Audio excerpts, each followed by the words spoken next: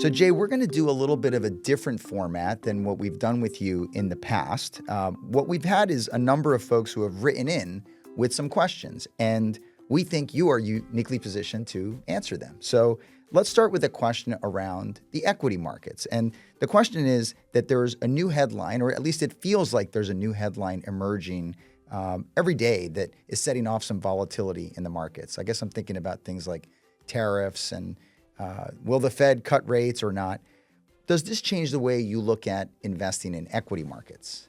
Well, I think it's helpful to have kind of an organizing view of looking at the equity markets and how to build a portfolio because there's so many tools at people's disposal, so many with different ways to look at the equity markets. We've really started to look at the world in three different buckets. The first bucket being be the market.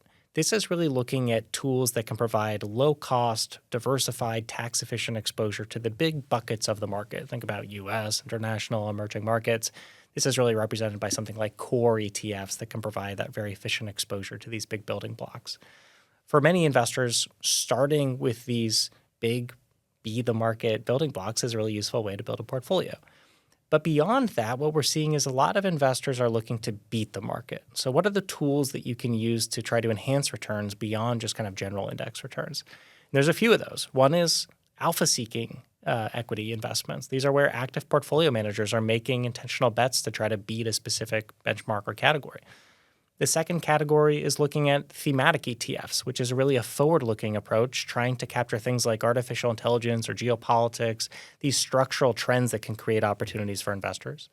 And then the third category within that beat bucket is factor investing, which is really trying to take intentional tilts towards academically proven rewarded factors, whether it's quality, momentum, value, et cetera. So that's the beat category.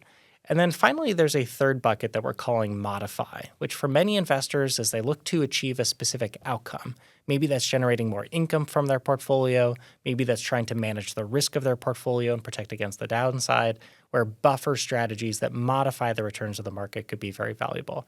So again, there's a lot going on in the equity markets. There's a lot of different ways to access them, but thinking about it as be the market, beat the market, or modify the market might be a helpful framework for investors to think about how they approach this space. Jay, when you were talking about the equity framework, you outlined be the market, beat the market, and then modify. And within beat the market, I think one of the things you mentioned were factors, things like momentum and quality and value. These are sort of persistent drivers of return over the long term. How are investors thinking about factor exposures in 2025? Well, a lot of investors like to choose which factors their portfolio has exposure to based off of what economic environment they're in. For example, if we're in an environment where you have rising rates and more concerns over the economy, something like quality stocks might do better. But what we're seeing in this environment is there's a lot of economic uncertainty, and it's creating a need to be much more tactical about those factor exposures. Whether you're choosing to be in quality, momentum, or value, those decisions are happening faster. And investors really need to be able to be more dynamic in how they're changing their exposures to factors. One of the ways that BlackRock has been innovating in this space is bringing a systematic strategy to rotate factor exposures. So this is leveraging a lot of data and systematic insights from our BlackRock systematic investing team to determine which factors are the most relevant in this market today and doing that rotation for investors. And then in the third bucket, you mentioned modify, and you mentioned things like buffered strategies and more outcome-oriented strategies, but just elaborate a little bit more on what exactly that means.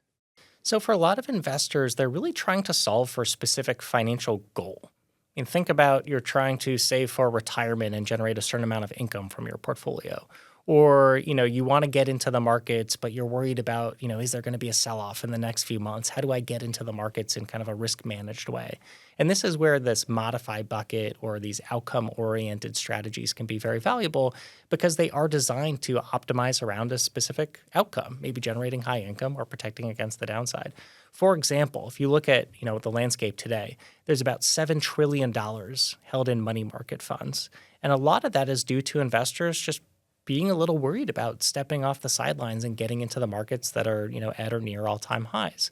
But if you can do that in a way where you enter into a strategy that's going to have a measure of downside protection, say protecting against, the first, several percent sell-off in the S&P 500, that's one way that investors can get comfortable to put that money back into the markets without worrying so much about, did I just get the worst possible timing to enter? So this modify bucket has become really valuable to investors who are thinking about investing, but doing so in a way where there's guardrails around how they're investing.